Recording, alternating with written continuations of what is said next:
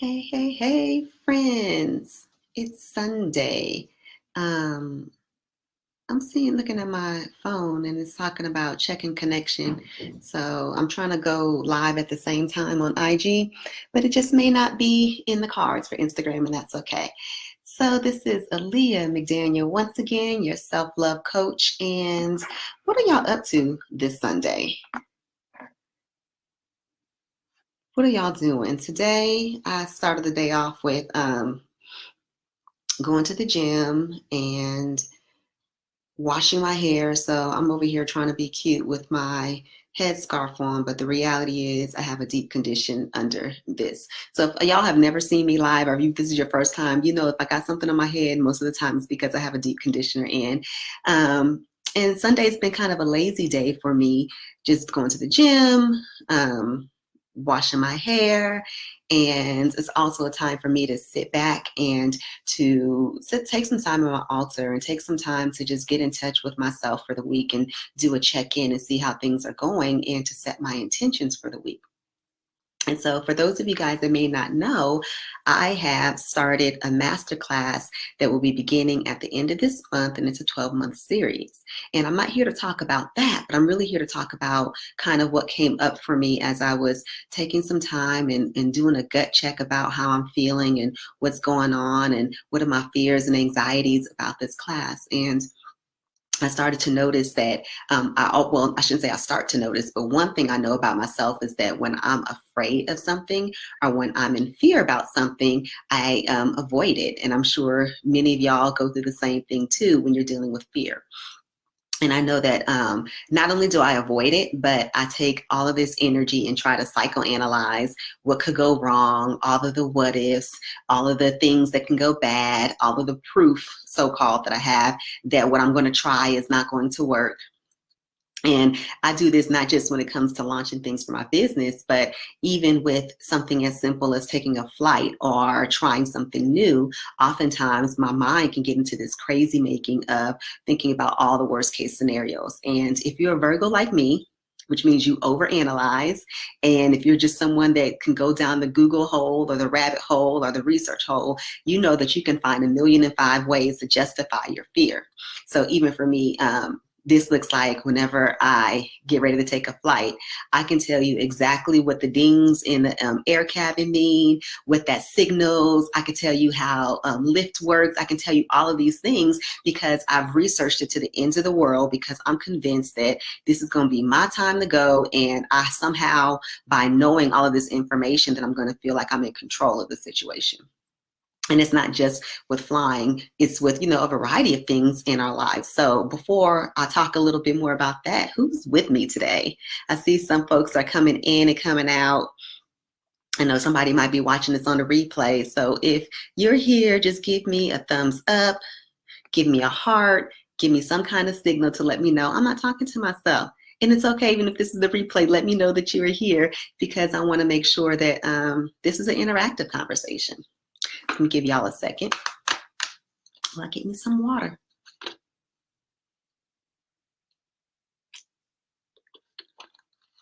And I'm just letting y'all know now, my computer, I'm streaming from my computer and it looks kind of wonky right now. So hopefully this is coming through. But anyway, in all this analysis about what can go wrong and all this analysis of how fear shows up for me, I've also learned a tremendous amount about fear, and not just how to kind of deal with the momentary or in the moment anxiety about it to prevent a panic attack or to deal with the panic attack. But in reality, I've had an opportunity to sit back and to really think about what is fear here to show me? What is fear here to teach me? What is it that is really going on beneath the surface? And so I do a lot of journaling and a lot of writing. And this morning, I challenged myself to get clear about what are my beliefs about fear? What are my beliefs about these challenges that are coming up? And about a couple of weeks ago, I had another opportunity to deal with some fear. I was co-chaperoning my daughter's Girl Scout troop camp. And we had an opportunity to do the ropes course, not the ropes course, zip lining. I am terrified of heights. I mean, terrified of heights, y'all. Like, I don't even do swings because I don't like the sensation of falling. I don't climb up many things because I'm terrified of heights. And I had an opportunity to go ziplining because we had an extra space. And so I was like, okay, this is going to be the time I'm going to confront this fear. This is going to be it, because just weeks before that, I had gone on some water slides with my daughter and my wife, and it was terrifying, but I got through it. And so that kind of gave me an idea of like, maybe there's something more to fear. Maybe there's something else on the other side. So here I am at the top of this 5-story tower, and I didn't even realize it was 5 stories until at the end, and someone said, "Oh, you just jumped off 5 stories." And I went to the top, and I was like, okay, I'm gonna be okay. And it's always great with me when I have kids with me, because I feel like I need to be strong for them. So there's another little girl who was really pushing herself beyond her boundaries, and she was terrified, but she was determined to go through with it. So here I am, coaching her along, like, you can do it. I know it's really scary. Here are some things you can do. You can look out at the horizon. You can do these things, but this is how we can just kind of deal with climbing up the tower. And this is something that I've noticed as a trend for myself, that if I'm able to help others during a particular scary time, during a crisis moment, during really bad turbulence on the plane, then all of a sudden I have this calm about me that helps me to realize that I'm capable of handling anything that comes my way. And that becomes an affirmation for me in the moments of fear. I'm capable of handling whatever fear comes my way. And so here we are at the top of this tower, and it's almost time for us to go off. And I'm sitting there, and I'm like, the panic, and if you ever did zip line and you step off on the platform and it starts to feel kind of wobbly, I had to remind myself I'm capable of handling anything that comes my way, and I have tools to deal with this fear. So I'm strapped up there, and I'm like, this is going to be scary, but it's only going to last no more than 10, 15 seconds on the way down. And it's okay for me to close my eyes. And I'm telling myself this, and I'm coaching myself this, because oftentimes when we're in the middle of a panic, we tell ourselves all of the negative things. We're in the middle of fear, we tell ourselves all of the what ifs. And so I reminded myself that it's scary, but I'm going to be able to do this. I can do this. I'm not going to die. I'm too strapped in. I'm not going to die. And I'm going to survive this, because I can handle anything for 10 seconds.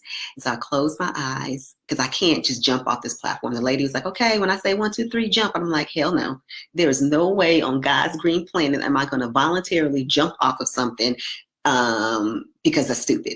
But I can handle this. And so I closed my eyes, and I walked to the edge of the platform, and I walked. And I'm like, I can just step off, and I don't have to see what's coming, but I know that I'm safe, and I know that I'm secure, and I know that I can handle this. And so I step off this platform, and my eyes are still closed, and you're rushing down, and I'm screaming my head off. And the only thing I can remember is not to curse, because there's children around me. And in it, I'm like, starting to be like, oh my God. And then I'm like, oh yeah, I can handle anything for 10 seconds. And so I'll start counting backwards from 10 to 0. I didn't even get fully to 0, because I realized in that moment that I'm handling it. I'm in it. I'm secure. It's going to be over. And why don't I just enjoy it? And so at that moment, I opened my eyes and got to finish the rest of the descent and the swinging and all of the stuff. And I was just so proud of myself for conquering that fear and facing that fear. It didn't change me to not be afraid, but instead it reminded me of all of the tools that I have available and all of the other truths that are available to me in those moments of fear. And so I started thinking about that this morning when I was at my altar, thinking about, I'm getting ready to launch this course, and I have all of these fears and insecurities that are coming up. And I had to ask myself, what is it that I'm really believing? What is it that's really what are all of the stories that I'm telling myself about what this launch might mean? What are all of the stories that are coming up for me? And so I journaled what those stories were. And then I took a moment to write down, what is my evidence? What's the evidence of these fears that I have? What's the evidence? And so I literally sat there and I took all of my beliefs and then I started to write down the evidence. And what I found was that, yes, I can find maybe one piece of evidence to support the fear, but I had far more examples beyond to counter that fear. I had so much more evidence of the contrary. And it made me think about, if I can have all of this evidence of the contrary, I have all this evidence that what my deepest fears are not going to come true, then really what is this fear about? And then y'all, I had this huge aha that I just can't wait to share. And just so that you guys know, these are some of the tools that I use with my clients and that I privately coach, because I believe and I know that my job as a coach doesn't mean that I have to be mastered of all things, but it means that I can be a conduit for truth, and it can be something that not only can I hold up a mirror to the women that are that trust me to serve them, but these are actually tools and things that I use to deal with my own stuff. It's the tools and the strategies that I've used to be able to go into this next level in my life, and the next level of reclaiming love, and not just reclaiming love in the romantic sense, even though that's been a beautiful byproduct, but reclaiming myself in this process and being unapologetic and being bold and being able to really surpass all of the things that society says I shouldn't be able to attain. You know, I look back at my childhood and I had every statistic against me, and I think about, how is it that this girl from the hood who had parents that had drug issues, or that, you know, dealt with so much death around her, or, you know, lived in this impoverished neighborhood, how is it that I was able to go on to an Ivy League school and be a principal of a whole middle school? How is it that I can go from, you know, being in way over my head and having a home that I had no idea how to manage or how to support, and eventually foreclose, to living in a home whose property value has just continued to increase year after year? How can I go from somebody that's been in tremendous debt to paying that debt off and being able to just kind of bounce back? How is it that I've been able to push through from last year, when, or was it last year, maybe 2 years ago? I'm getting my stories, I know my years confused. I know it was last year when I felt really just betrayed by a coach that I had worked with, who essentially stole my money. And it was a huge investment on my part for me to be able to be back in a place of serving, not just from the same place, but serving even better and beyond, and being able to see the lessons in that and continue to help other women. So I know that is more than just avoiding fear, because clearly in all of those situations, it's been dealing with the fear and being able to move forward. But really, the fear has really taught me something. So not just the fear in this launch, but the fear in jumping off of a 5-story building, and the fear of dealing with a water park roller coaster, because y'all don't even understand how I don't even do roller coasters like Disney kiddie rides. Ask my child, she will tell you, like, I was really afraid in the little kiddie land when you go on the train that goes like this. I was terrified. So how can I overcome or see the beauty in those fears? And really, what I realized in all of that the fear comes not because it's showing me a glimpse of my incompetence. Fear is not here to remind me about my incompetence, but instead, fear is the realization that I'm really stepping into something bigger. And I had this big, audacious, beautiful goal and vision for myself. And so what comes when you're stepping into something bigger, into something greater, is fear. Fear is natural. It's not something that, you know, people just don't have. Every single person. Beyonce even talked about her own fears about going on stage and how she had to create this alter ego back then, Sasha Fierce, in order to deal with the magnitude of what she was getting ready to do. And so I really want to encourage you that fear is really not here as an obstacle or a weapon from this outside entity against us, but really fear is a reminder of what it is that we're confronting is actually something big. It's actually something beautiful. It's actually your vision. And whenever you're stepping into something bigger and beyond yourself, it's going to feel uncomfortable. It's going to feel scary, and it's going to feel all of these things that we have labeled as bad, but in reality, it's a signal that you are right where you're supposed to be. It's a signal that what is inside of you, what is for you, what you are really capable of is right here in front of you. And it's a bigness that you're stepping into. It's a bigness that you are envisioned. It's a bigness that you're called to do, and you are confronting it, and you are at that precipice, and you're there because you are ready and because that vision is yours. And so fear is not a barrier. Fear is not an obstacle. Fear is an opportunity. And so that's what's been on my heart to, as a reminder for myself and a reminder for you today, that fear is an opportunity. And I want to invite you to really take some time to think about, what is that thing that you're fearing? What is that thing that you've been avoiding because it feels uncomfortable? What is that thing that you really kind of want to shrink back from because where you used to be or what you're used to being at is so much more comfortable than the vastness and the bigness and the unknown that's beyond? And when you think about that bigness and when you think about that fear, I really want you to get clear about what is for you. What is for you? What is the evidence that this is for you and that really you're ready for it? So that's what I have for you today. I can't wait to see what you guys have to respond. What is that thing that you're fearing? If you're watching this right now, if you're catching this on a replay, I want you to come back and say out loud, what is that thing that you've been fearing? Because I want to hold space with you and help you to see your qualification for it, that your abundance for it, that you are ready and that it's for you.